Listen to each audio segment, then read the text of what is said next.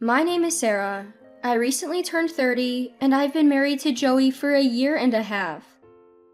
When Joey, the man I've always wanted to marry, proposed, I was overjoyed. We both looked forward to building a lifetime of memories and supporting each other. In hindsight, those were truly happy times. The first signs of trouble in my marriage came about 3 months after we tied the knot. Out of the blue, I got a call from my mother-in-law, Grace, asking us to visit Joey's family home. Since Joey had wanted me to be a stay-at-home wife, I was mainly focused on household chores. Grace knew this, so when she called, I promptly said, "Sure, I'll be right over," and headed to Joey's family home. Upon arriving, Grace was waiting at the front door. "Hi, Grace," I greeted her, but unlike other times, she ignored me. Instead, she said, "Come in quickly. There are various things I need you to do today," and ushered me into the living room. Grace? What do you need me to do?" Grace sat down and instructed, "The kitchen sink is full of breakfast and lunch dishes. Please wash them for me," pointing toward the kitchen with her chin. I was shocked and didn't know what to say. I had never been treated this way before. Grace, seeing my confusion, snapped. "What are you standing around for? Didn't you hear me? I said wash the dishes." Intimidated by Grace's unusual demeanor, I hastily replied, Okay," and made my way to the kitchen. I stood in front of the sink, my heart pounding so hard, it felt like it would jump out of my chest.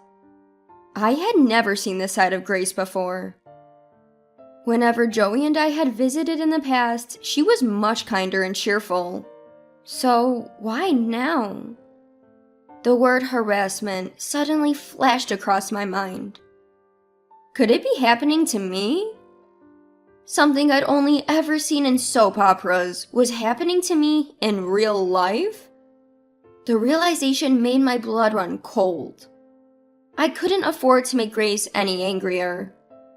With that thought, I quickly washed and put away the dishes. "Grace, I'm done with the dishes." With that, Grace replies, "All right, laundry's next. Then cleaning. Make sure you get all the way up to the stairs." She then lays back on the living room sofa and falls asleep. I'm left standing, puzzled. I don't know where the cleaning supplies are, or the specifics of how this household does laundry. I hesitantly ask, Grace? She snaps, "Oh, for heaven's sake! I just told you what to do. You're my son's wife. Can't you handle this? My own daughter, who's younger than you, can do all this perfectly." She then falls back asleep. I'm stunned and stand frozen. Why am I being compared to my sister-in-law, Lily? Annoyed, I decide to just go ahead and do the cleaning and laundry. Apparently, my way wasn't to her liking. I had to redo the laundry and cleaning.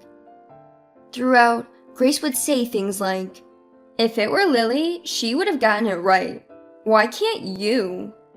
You're unfit to be Joey's wife if you can't even manage household chores. How embarrassing." She keeps complaining. At that moment, it hits me why Grace has suddenly become so harsh. She's comparing me to her perfect daughter, Lily, and can't stand it. Lily is Joey's sister and my sister-in-law. She got married before us and lives with her in-laws, so we hardly ever see her. My impression of her from our wedding was that she's outgoing and easy to talk to. I can't say for sure since we haven't had a deep conversation about it, but both Grace and William, my father-in-law, seem pretty lenient with Lily. Even at our wedding, my father-in-law William said, "Look how cute Lily is in her party dress. She's stealing the spotlight from the bride." Grace agreed, and Lily said, Hey, that's rude to Sarah. Joey and I laughed it off, but it did hurt a bit. And so, ever since Grace and William started comparing me to Lily, my impression of her has been getting worse and worse. 3 months into our marriage, I consulted Joey about the first instance of Grace's harassment. I told him, "Hey, I went to your parents' house today because Grace called me. I did the chores, but she kept comparing me to Lily and complaining. Can you say something to her?" Joey replied, that doesn't sound like Mom. But okay, I'll talk to her. I was a bit irked by his tone, but hoped he'd handle it. Unfortunately, it only made Grace more severe with me, calling me over more often. Every time I'd be tasked with chores and even major shopping. At first, Joey would say, "All right, I'll tell Mom." But as time passed, he'd say, "Again? Maybe you're just too sensitive." Eventually, whenever I'd bring up Grace, he'd sigh and say, "Look, maybe Mom's just looking out for you.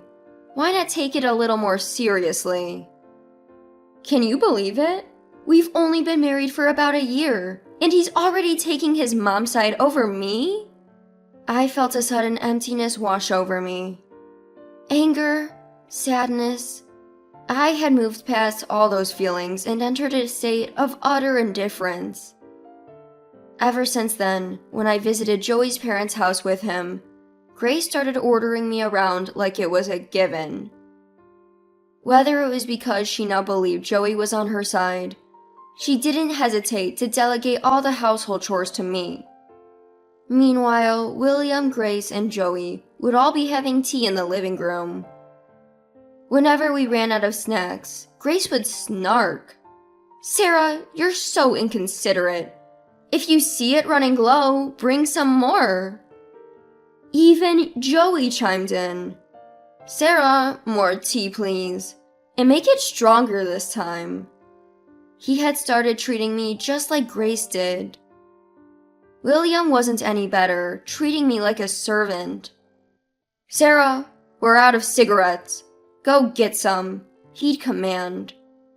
I wanted to scream, "Buy your own darn cigarettes. Joey, Grace, make your own tea and snacks." But what could I do? I was alone, and changing my situation seemed impossible. Fast forward a year and a half into our marriage. I was once again at Joey's family home. These days, Grace would call me over on Joey's days off, and both of us were obligated to go. At this point, I was pregnant and had just entered my 3rd trimester. I felt less than stellar, and honestly, I didn't want to be at Joey's family home at all. After learning about the pregnancy, Grace seemed more enthusiastic, declaring, "I have so many things to teach you as a mother-to-be." But in reality, she just had me doing housework for them, with neither Joey nor William lifting a finger to help. Doing as Grace ordered, I felt periodic stomach cramps and discomfort, even cold sweat. Standing was becoming a struggle. Despite this, Grace said, "Lily did housework even when she was pregnant, you know? You're slacking off a bit, don't you think?" Sure, my morning sickness might not have been severe, only some nausea and fatigue. But now, in my 3rd trimester, I felt weighed down, struggling just to stand. Hours later, while I was preparing dinner in the kitchen, a sharp pain suddenly hit my stomach, and I crouched down.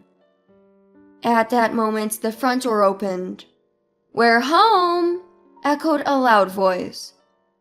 From the living room, I heard Joey and William asking, "Ah, you're back.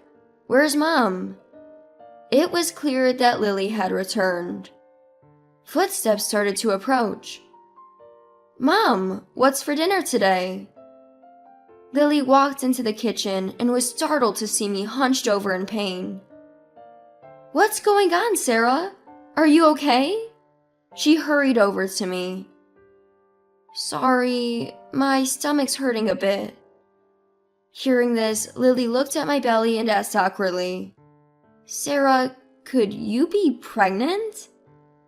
Didn't Joey tell you? I'm already 8 months along.